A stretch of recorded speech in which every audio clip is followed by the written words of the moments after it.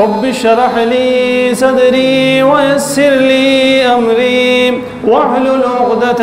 من لساني يفقهوا قولي. اللهم صل على محمد وعلى آل محمد كما صليت على إبراهيم وعلى آل إبراهيم إنك حميد مجيد. اللهم بارك على محمد وعلى آل محمد كما باركت على إبراهيم وعلى آل إبراهيم إنك حميد مجيد. میرے محترم بزرگوں اور نوجوان دوستوں، جیسا کہ آپ جانتے ہیں سیرت النبی صلی اللہ علیہ وسلم کی سیریز چل رہی ہے. ہم نے نبی پاک صلی اللہ علیہ وسلم کے وجود سے پہلے سے ہجرت تک کا سفر کر دیا ہے. پچھلے جمعہ میں ہم نے جانا نبی پاک صلی اللہ علیہ وسلم نے جب ہجرت کا ارادہ فرمایا اور اللہ رب العزت نے جب اجازت عطا فرما دی تو اللہ کے رسول صلی اللہ علیہ وسلم حضرت ابو بکر رضی اللہ تعالیٰ عنہ کے ساتھ اپنے گھر سے چل پڑے اور ایک ایسے راستے سے غار ثور تک پہنچے جس راستے سے آج تک کوئی نہ پہنچا تھا، تاکہ پیچھا کرنے والے آپ صلی اللہ علیہ وسلم کو پا نہ سکیں. بہت سارے لوگوں نے جو تاریخ میں ذکر کیا ہے وہ یہ بات ذکر کی ہے کہ آپ صلی اللہ علیہ وسلم اور حضرت ابو بکر صدیق رضی اللہ تعالیٰ عنہ جب تک غار تک پہنچے اس وقت تک دشمن کو بھی اطلاع نہ ہوئی کہ آپ صلی اللہ علیہ وسلم ہجرت کا سفر کر چکے. جب لوگوں نے یہ دیکھا کہ سرکار اپنے بستر پر موجود نہیں ہے، وہاں تو حضرت علی رضی اللہ تعالیٰ عنہ موجود ہیں، حضرت علی رضی اللہ تعالیٰ عنہ کو کعبے تک گھسیٹ کر لے جایا گیا، انہیں ذلیل کرنے کی کوشش کی گئی، انہیں تکلیف دینے کی کوشش کی گئی کہ تم نے ہمیں دھوکہ دے دیا، محمد تو یہاں سے چلے گئے اور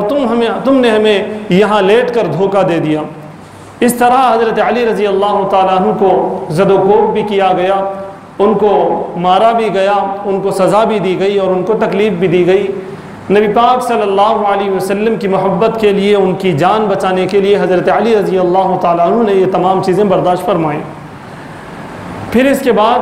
دشمن حضرت ابو بکر صدیق رضی اللہ تعالیٰ عنہ کے گھر پہنچے. وہاں پر حضرت ابو بکر صدیق رضی اللہ تعالیٰ عنہ کو آواز دی تو وہاں سے ان کی چھوٹی بیٹی حضرت اسماء بنت ابو بکر رضی اللہ تعالیٰ عنہما پہنچی. وہ باہر آئیں تو لوگوں نے یہ بات لکھی ہے، تاریخ دان نے یہ بات لکھی ہے، سیرت میں یہ بات صاف الفاظ میں لکھی ہوئی ہے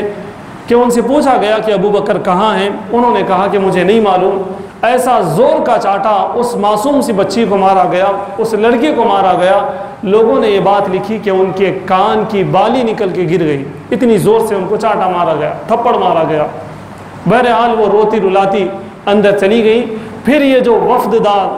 تھا، یہ جو لوگ تھے جو آپ صلی اللہ علیہ وسلم یہاں سے جا چکے، اس لیے وہ آگ بگولا تھے غصے میں، وہ سیدھا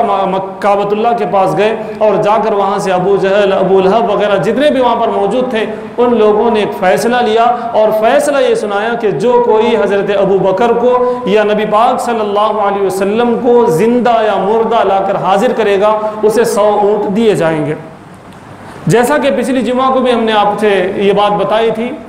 کہ جب یہ اعلان ہوا تو تمام لوگ، کیا بچے، کیا بڑے، کیا بوڑھے، کیا مرد، کیا عورتیں،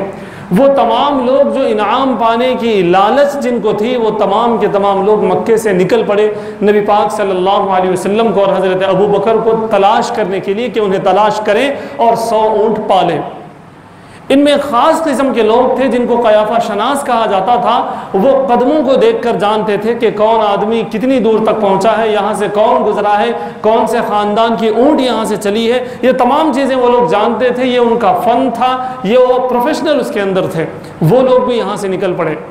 نبی پاک صلی اللہ علیہ وسلم اور حضرت ابوبکر صدیق رضی اللہ تعالیٰ عنہ جب غار کے پاس پہنچے، پہلے سے پلاننگ تھی، جیسا کہ آپ کو جاننا چاہیے نبی پاک صلی اللہ علیہ وسلم کوئی بھی کام بغیر پلاننگ کے نہیں کرتے تھے، بہترین ماسٹر پلاننگ ہوا کرتی تھی۔ اللہ کے رسول صلی اللہ علیہ وسلم کی پلاننگ کے سامنے ہر کسی کی پلاننگ جو ہے ڈھیر ہوا کرتی تھی۔ آپ کا بہت پہلے سے پروگرام تھا کہ غار میں جائیں گے اور وہاں پر 3 دن سٹے ہوگا، سارے انتظامات ہو چکے تھے۔ آپ صلی اللہ علیہ وسلم غار میں پہنچنے ہی والے تھے، اندر جانے ہی والے تھے، حضرت ابوبکر صدیق رضی اللہ تعالیٰ عنہ نے روک دیا۔ اصل ٹاپک آج کی ہماری یہ ہے کہ غار ثور میں ہوا کیا اور راستے میں کن کن طرح کے مشکلات پیش آئے اور اللہ رب العزت نے کیسے معجزات اللہ کے رسول صلی اللہ علیہ وسلم کو عطا فرمائے۔ جب اللہ کے رسول صلی اللہ علیہ وسلم غار میں جانا چاہتے تھے، حضرت ابوبکر صدیق رضی اللہ تعالیٰ عنہ نے ارشاد فرمایا کہ میرے ماں باپ آپ پر قربان، میری جان آپ پر قربان، آپ ذرا ٹھہرے، میں اندر جا کے دیکھتا ہوں کہ کوئی ایسی چیز تو نہیں ہے جس سے آپ کو تکلیف ہو۔ حضرت ابوبکر صدیق رضی اللہ تعالیٰ عنہ غار میں جاتے ہیں اور پورے غار کی صفائی کرتے ہیں۔ پھر اس کے بعد لوگوں نے یہ بات لکھی ہے کہ غار میں کچھ ایسے سوراخ تھے جس میں سے کسی زہریلی چیز کے آنے کے چانسز تھے۔ حضرت ابوبکر صدیق رضی اللہ تعالیٰ عنہ نے اپنے یار کے لیے، اپنے سرتاج کے لیے، اپنے آقا کے لیے اپنی تہبند کے ٹکڑے کیے، اس کے پھاڑے، کچھ کپڑے پھاڑ کے ان سوراخوں میں گھسیڑ دیے تاکہ اس کے اندر سے کوئی چیز نکلنے نہ پائے۔ پھر بھی لوگوں نے یہ بات لکھی کہ 2 سوراخ ایسے تھے جس کو بند کرنے کے لیے حضرت ابوبکر صدیق رضی اللہ تعالیٰ عنہ کے پاس کوئی چیز نہیں تھی،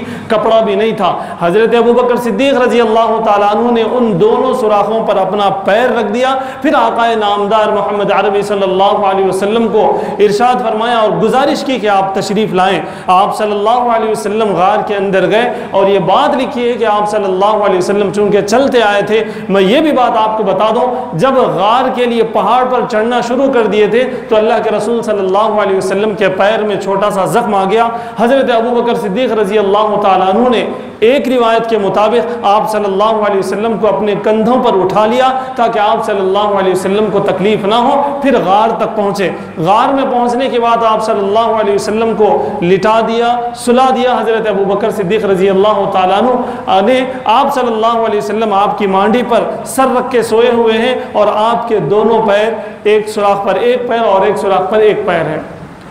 کچھ دیر بعد آپ صلی اللہ علیہ وسلم اچانک اٹھتے ہیں اور پوچھتے ہیں کہ ابوبکر کیوں رو رہے ہو، کیا ہو گیا؟ حضرت ابوبکر صدیق رضی اللہ تعالیٰ عنہ اس وقت جو بات کہتے ہیں وہ بات ہمیں ذہن میں رکھنے کی ہے کہ نبی پاک صلی اللہ علیہ وسلم کو تکلیف نہ ہو، اس کے لیے انہوں نے کیا کیا تھا۔ اسی وجہ سے حضرت ابوبکر صدیق رضی اللہ تعالیٰ عنہ کو حضرت عمر رضی اللہ تعالیٰ عنہ نے پوچھا تھا کہ مجھے اس رات کی نیکیاں دے دیں اور پوری زندگی کی میری نیکیاں آپ لے لیں۔ غار کی جو نیکیاں تھیں،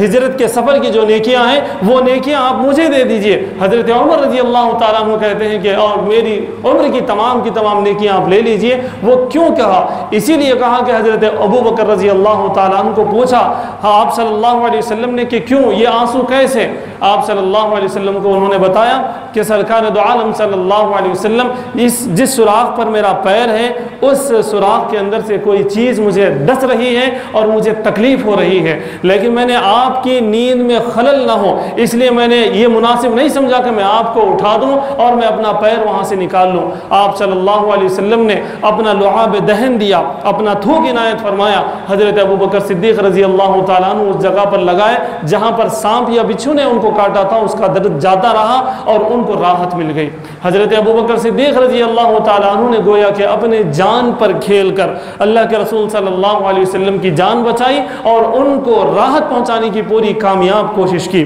کچھ دیر بعد حضرت ابوبکر صدیق رضی اللہ تعالیٰ عنہ کیا دیکھتے ہیں کہ اس غار کے منہ پر کفار آ چکے ہیں اور ادھر ادھر وہ ٹہل رہے ہیں۔ ذرا وہ اگر نظر ڈال لیں تو آپ صلی اللہ علیہ وسلم بھی دکھ جائیں گے، حضرت ابوبکر صدیق بھی نظر آ جائیں گے۔ اللہ کے رسول صلی اللہ علیہ وسلم نے حضرت ابوبکر صدیق رضی اللہ تعالیٰ عنہ سے کہا کہ تم کیوں ڈرتے ہو جبکہ ہمارا تیسرا ہمارا خدا ہے، ہم دو ہیں لیکن ہمارا تیسرا خدا ہے، خدا ہمارے ساتھ ہے، اللہ ہمارے ساتھ ہے، تمہیں ڈرنے کی کوئی ضرورت نہیں ہے۔ یہ بات بولنے کے بعد بعض لوگوں نے یہ بھی بات بتائی کہ اللہ کے رسول صلی اللہ علیہ وسلم نے ارشاد فرمایا کہ لا تحزن ان اللہ معنا، تم کیوں ڈرتے ہو ابوبکر، اللہ رب العزت ہمارے ساتھ ہے، تمہیں ڈرنے کی ضرورت نہیں ہے۔ جب اللہ ہمارے ساتھ ہے تو پوری دنیا ہماری کچھ بگاڑ نہیں سکتی۔ یہ اللہ کے رسول صلی اللہ علیہ وسلم نے ارشاد فرمایا۔ بعض لوگوں نے یہ بات بھی لکھی، ہو سکتا ہے آپ نے سنا ہوگا، اس غار کے منہ پر مکڑی نے چالا بن دیا، پھر کبوتر نے اس میں انڈے دے دیے،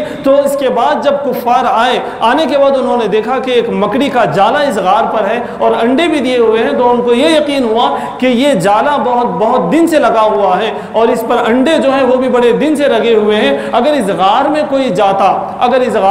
جاتا تو وہ جالا ٹوٹ جاتا، وہ انڈے پھوٹ جاتے۔ اس لیے ان لوگوں کے دماغوں پہ یہ پردہ پڑ گیا کہ اس کے اندر ابھی کوئی نہیں گیا۔ بہرحال اللہ رب العزت کا یہ فیصلہ تھا کہ اس غار میں کوئی دیکھ نہ لے۔ پھر میں آپ کو یہ بھی بتا دوں کہ 3 دن تک وہاں پر سٹے کا ایک پروگرام تھا، اس لیے 3 دن وہاں پر رہے اللہ کے رسول صلی اللہ علیہ وسلم حضرت ابوبکر صدیق کے ساتھ۔ آپ جانتے ہیں آپ صلی اللہ علیہ وسلم کے لیے اور ان کے ساتھی کے لیے حضرت ابوبکر صدیق رضی اللہ تعالیٰ عنہ کی بیٹی حضرت اسما روزانہ کھانا لے کر آتی اور پہنچاتی اور یہ لوگ کھا لیتے، اور ایک غلام تھا جو بکریاں لے کر وہاں پر آتا تھا اور وہ اس کا دودھ دو کر آپ صلی اللہ علیہ وسلم کو اور حضرت ابوبکر صدیق رضی اللہ تعالیٰ عنہ کو پیش کرتا تھا۔ تو اس طرح توشہ بھی وہاں پر آ جاتا، بکریاں بھی وہاں پر آ جاتی، اور آپ صلی اللہ علیہ وسلم کے لیے ایک مخبر بھی تھا، ایک انفارمر بھی وہاں پر تھے جو حضرت ابوبکر صدیق رضی اللہ تعالیٰ عنہ کے صاحبزادے تھے۔ وہ روزانہ رات میں آتے اور دن بھر مکے کے اندر کیا کچھ سازشیں ہو رہی ہیں، کیا کچھ کوششیں ہو رہی ہیں، کس طرح کے انعامات کا اعلان ہوا ہے، کیا کچھ ہو رہا ہے، پورا انفارمیشن یہاں پر دیتے اور صبح چلے جاتے۔ تو اس طرح آپ صلی اللہ علیہ وسلم کے یہ 3 دن وہاں پر گزرے۔ یہ اطمینان ہو گیا کہ اب یہ لوگ جو تلاش کرنے والے ہیں وہ یہاں پر موجود نہیں ہیں۔ جب اس کا اطمینان ہو گیا تو آپ صلی اللہ علیہ وسلم اور حضرت ابوبکر صدیق رضی اللہ تعالیٰ عنہ وہاں سے چلے۔ پہلے سے پروگرام تھا، ایک غلام کو بتا دیا گیا تھا، اس کو لے لیا گیا تھا اجرت پر، پیسے دے کے ایک کو جو ہے گائیڈ کو لے لیا گیا تھا، وہ آ گیا، وہ آ کے آپ صلی اللہ علیہ وسلم کو اور حضرت ابوبکر صدیق رضی اللہ تعالیٰ عنہ کو وہاں سے لے لیا۔ پھر اس کے بعد یہ بتایا گیا کہ ایسے راستے سے چلے جس راستے سے آج تک کوئی مدینہ منورہ نہ پہنچا ہوگا، ایسے ہی راستے سے وہ گائیڈ آپ صلی اللہ علیہ وسلم کو اور حضرت ابوبکر کو لے کر چلا۔ آگے بڑھے، جاتے ایک مرتبہ یہ ہوا کہ ایک آدمی پیچھے آنے لگا۔ جیسا کہ آپ جانتے ہیں مکے کے اندر تمام وہ لوگ جو اونٹ اچھے سے چلانا جانتے ہوں، جو تیر اچھے سے چلانا جانتے ہوں، جو تلوار اچھے سے چلانا جانتے ہوں، جو قیافہ شناس ہیں اور جو گھوڑا اچھے سے چلانا جانتے ہیں، جن کے اندر جو سکت ہے، جس کے اندر جو صلاحیت ہے، وہ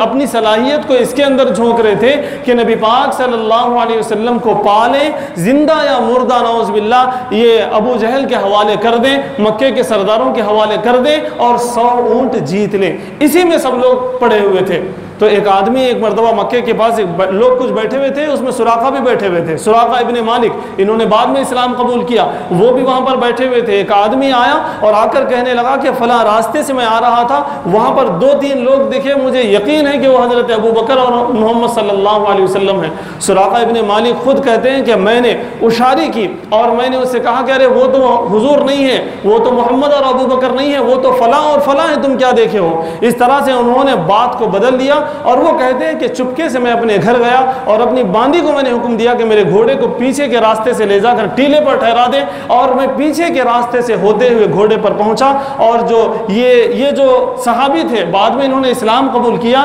یہ وہ تھے جو بہترین گھوڑا چلانا جانتے تھے۔ پھر انہوں نے ایڑی چوٹی کا زور لگایا اور آپ صلی اللہ علیہ وسلم اور حضرت ابوبکر صدیق رضی اللہ تعالیٰ عنہ کا پیچھا کیا۔ سراقہ ابن مالک خود کہتے ہیں کہ میں نے اپنے نیزے کی نوک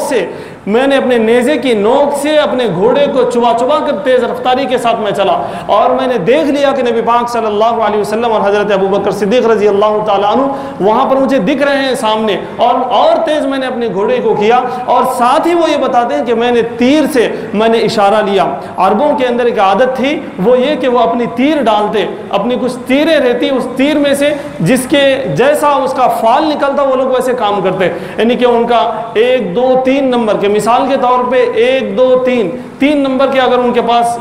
کوئی تیر ہے تو وہ ڈیسائیڈ کر لیتے کہ اگر فرسٹ نمبر والی نکلی تو میں کام کروں گا، سیکنڈ نکلی تو نہیں کروں گا، تھرڈ نکلی تو میں یہیں سے واپس جاؤں گا. اس طرح وہ لوگ سوچ لیتے، فال نکالتے. حضرت سراقہ بن مالک کہتے ہیں کہ میں نے جب فال نکالا، اپنی تیر نکالی، تو وہ تیر نکلی جو مجھے ناپسند تھی، یعنی کہ اس کا اشارہ یہ تھا کہ میں یہ کام نہ کروں. لیکن سراقہ کہتے ہیں کہ میں نے تیر رکھا، میں پھر چل پڑا. مجھے 100 اونٹ نظر آ رہے تھے، اس کا بہترین انعام نظر آ رہا تھا. میں پھر چل پڑا، سرپٹ دوڑ میں نے لگائی، میں نے اپنے گھوڑے کو اور دوڑایا اور میں چلنے لگا. سراقہ خود کہتے ہیں کہ جب میں دیکھ رہا ہوں کہ حضرت ابو بکر صدیق رضی اللہ تعالیٰ عنہ بار بار پیچھے مڑ مڑ کر دیکھ رہے ہیں کہ کوئی آ رہا ہے، لیکن حضور پاک صلی اللہ علیہ وسلم کو اللہ پر اتنا بھروسہ ہے اور وہ اتنے اطمینان میں ہے کہ وہ پلٹ کے نہیں دیکھ رہے. حضرت ابو بکر صدیق رضی اللہ تعالیٰ عنہ بار بار بول رہے اللہ کے رسول صلی اللہ علیہ وسلم کو کوئی آ رہا ہے، اور قریب آ گئے تو کہنے لگے کہ سراقہ آ رہا ہے،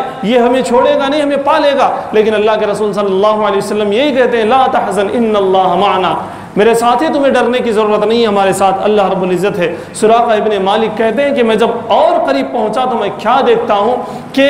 میرے گھوڑے کے دونوں پیر دھس گئے معجزے کے طور پر. وہ کہتے ہیں کہ سخت زمین ہے، ریت میں اپنے گھوڑے کو نہیں چلا رہا تھا، سخت زمین ہے، اس کے باوجود میرے گھوڑے کے دونوں پیر سامنے کے دھس گئے اور میں گر پڑا. وہ کہتے ہیں کہ میں اٹھا اور اپنے گھوڑے کے دونوں پیر کو بڑی زور سے نکالنے کی کوشش کی کہ یہاں تک کہ میں کامیاب ہو گیا. نکالنے کے بعد پھر میں نے فال نکالا، میں نے تیر دیکھا تو پھر وہی تیر آیا کہ جو مجھے ناپسند تھا، یعنی کہ مجھے اشارہ یہ تھا کہ میں آگے نہ بڑھوں. لیکن سراقہ کہتے ہیں کہ میں نے پھر تیر رکھا اور پھر میں سر پر دوڑنے کی کوشش کی، یہاں تک کہ کچھ اور قریب میں گیا، لیکن میرے گھوڑے کے دونوں پیر پچھلی بار سے زیادہ دھس گئے اور میں گر پڑا. حضرت سراقہ کہتے ہیں کہ اب مجھے یقین ہو گیا کہ میں کامیاب ہونے والا نہیں ہوں، یہ جو محمد ہے ان کی کوئی شان ہے، اسی وجہ سے یہ سب ہو رہا ہے، اس لیے کہ سخت زمین ہے، اس کے باوجود جو ہے گھوڑا دھس رہا ہے. پھر وہ نکالنے کی کوشش کر رہے ہیں لیکن گھوڑا نکلنے کا نام نہیں لیتا. لیکن پھر انہوں نے امان چاہی، اللہ کے رسول صلی اللہ علیہ وسلم کو آواز دی کہ اے محمد صلی اللہ علیہ وسلم، میں امان چاہتا ہوں، میں آپ کو کوئی نقصان نہیں پہنچاؤں گا، میں جسٹ آپ سے کچھ انفارمیشن لے لوں گا اور یہاں سے چلا جاؤں گا، آپ مجھے امان دیجئے. جب سرکار دو عالم صلی اللہ علیہ وسلم نے امان دے دی تب معجزاتی طور پہ اس گھوڑے کے دونوں پیر زمین میں جو دھسے ہوئے تھے وہ نکل گئے. پھر حضرت سراقہ اس پر سوار ہوئے، پھر آپ صلی اللہ علیہ وسلم کے پاس پہنچے، پہنچ کر کہا کہ میں اب یہاں سے جب جاؤں گا تو میں آپ کے طرف سے میں کام کروں گا، یعنی کہ اگر کوئی ادھر آنے والا ہوگا تو میں انہیں روکوں گا، لیکن آپ مجھے امان لکھ کر دے دیں. آپ جب بھی آپ کی حکومت ہوگی، جب بھی آپ سردار ہوں گے، جب آپ بادشاہ ہوں گے تو اس وقت آپ مجھے بخش دیں. نبی پاک صلی اللہ علیہ وسلم نے لکھوا دیا، اس غلام سے امان لکھوا دیا اور یہ لکھوا کر ان کو دے دیا کہ جاؤ آپ امان میں ہو. اور یہ بھی کہا، بعض لوگوں نے لکھا کہ کسرا کے جو کنگن ہوں گے، یعنی کہ کسرا کا جو ایوارڈ ہوگا، سرکاری جو ایوارڈ ہوگا وہ تم پاؤ گے. یہ خوشخبری دے کر حضرت سراقہ کو اللہ کے رسول صلی اللہ علیہ وسلم نے لوٹا دیا. جب یہ واپس آئے تو انہوں نے دیکھا کہ کچھ اور لوگ ہیں جو اسی راستے پر چل رہے ہیں تاکہ محمد صلی اللہ علیہ وسلم کو پالیں اور پا کر ان کو زندہ یا مردہ یہاں پر پیش کریں اور 100 اونٹ کا انعام پالیں. حضرت سراقہ کہتے ہیں کہ میں نے جب انہیں دیکھا کہ وہ اسی راستے پر چلنے والے ہیں تو ان سے کہا میں نے کام کر دیا ہے، ادھر تم لوگوں کو کچھ ملنے والا نہیں ہے، ادھر تم اگر محنت کرو گے تو کچھ ہاتھ آنے والا نہیں ہے، میں بہت دور تک جا کر دیکھ کر آیا ہوں، تم کسی اور طرف جاؤ. اس طرح حضرت سراقہ بن مالک نے ان لوگوں کو بھٹکا دیا گویا کہ وہ آپ صلی اللہ علیہ وسلم کے پاس جانے سے رہیں، اس لیے کہ انہوں نے اللہ کے رسول صلی اللہ علیہ وسلم کا وہ معجزہ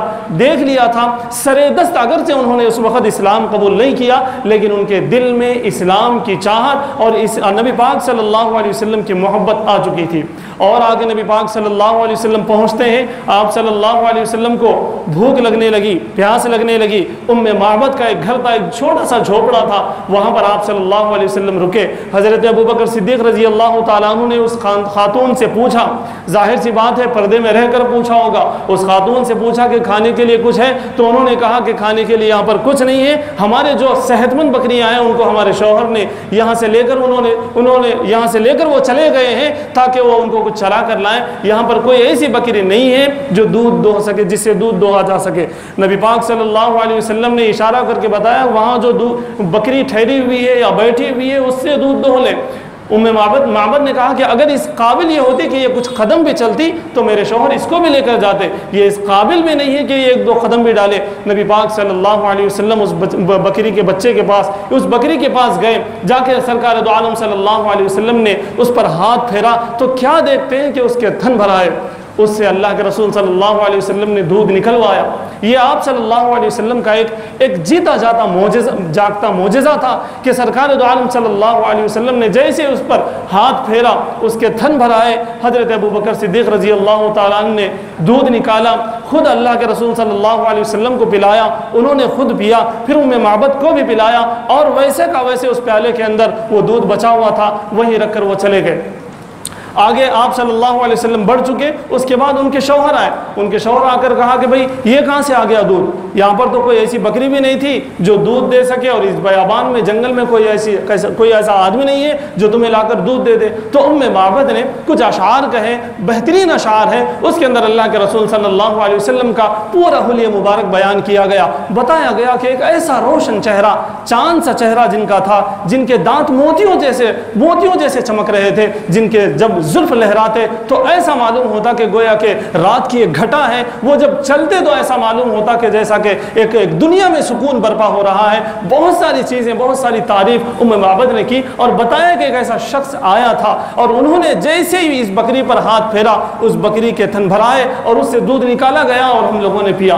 معبد کے شوہر نے کہا کہ کاش میں یہاں ہوتا، اگر میں یہاں ہوتا تو ان کے ہاتھ پر ایمان لا لیتا، ان کے قدموں میں گر جاتا۔ بہرحال یہ بہت بہترین ایک واقعہ تھا، یہ بھی واقعہ پیش آیا۔ اس کے بعد آپ صلی اللہ علیہ وسلم اور حضرت ابوبکر صدیق رضی اللہ تعالیٰ عنہ اور آگے بڑھے، اور آگے ایک قافلہ ملا، میں نام بھول رہا ہوں، ایک صحابی ہے، ان کے ساتھ ایک قافلہ ملا، تقریباً ان کے ساتھ 40-50 لوگ تھے۔ وہ لوگ آ کر آپ صلی اللہ علیہ وسلم کے چہرے مبارک کو جب دیکھا تو وہ بول پڑے کہ یہ آدمی جھوٹا نہیں ہو سکتا، یہ آدمی معصوم ہے، یہ اللہ کا نبی ہے، خیر و برکت ہی خیر و برکت ہوگی جہاں پر یہ ہوں گے۔ اللہ کے رسول صلی اللہ علیہ وسلم کے ہاتھ پر ان لوگوں نے بیعت کی، ان لوگوں نے اسلام قبول کیا، اور اپنی پگڑی کو انہوں نے نکالا، وہ سردار تھے اپنے قافلے کے، اپنی پگڑی نکال کر انہوں نے جھنڈے کی طرح لٹکایا اور لٹکا کر وہاں سے چلنے لگے۔ تو لوگوں نے یہ سمجھا کہ یہ امن کا پیغام ہے، یہ امن کا پیغام ہے، یہاں سے جو گزر رہے ہیں ان سے کوئی نقصان ہونے والا نہیں ہے، یہ تو امن والے ہیں۔ یہ بھی پورا واقعہ پیش آنے کے بعد اللہ کے رسول صلی اللہ علیہ وسلم اور آگے بڑھے،